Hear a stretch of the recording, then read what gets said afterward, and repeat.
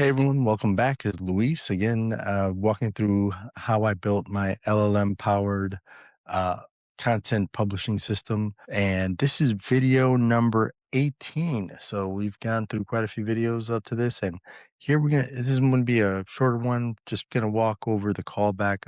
Referred to this in the past videos, but we're going to talk about the callback Lambda, why it exists, what the code looks like, and why it was necessary, right? So, like I mentioned, my publishing Lambda at the time of these recordings is sending out a webhook to make.com so that it can publish content to YouTube and then publish content to LinkedIn via buffer. Eventually, that's going to go away. Make is not been as reliable as I'd like, but for the time being, it was supposed to make all the ass pain of having to deal with OAuth with AWS and Google. I really don't like doing OAuth with Google. I find that it can be just exceptionally tedious. It breaks a lot, which is what's happening with Make. It's just I have to re-verify the account, re-verify the connection. Not the ideal. I can't automate that because when I've had EventBridge try to trigger all that, it all fails, and it's not because of anything in my design. It's because either the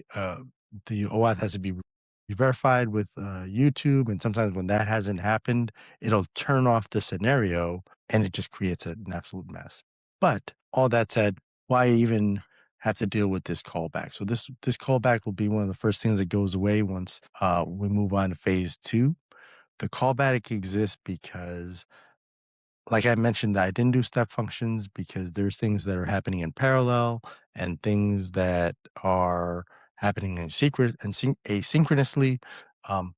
And this is one of those where it was I want to embed the YouTube video into uh, my blog posts or be able to send that to my LinkedIn posts. I can't publish the ghost post or anything else until I have that YouTube URL. So I send the webhook to have it go through the entire process so that it can get me that YouTube URL. But now that means that in my entire design, the entity that has that URL is Make, and I have to bring that back to my DynamoDB, right? Because of my data model and the single source of truth that I want to maintain that everything has to be in DynamoDB. So with that, what I have is Make then call this callback Lambda in AWS using a callback URL, and it invokes this Lambda. One of the things that it's sending as a package to this Lambda is those URLs, one for YouTube and one for LinkedIn, as far as what the LinkedIn post URL is.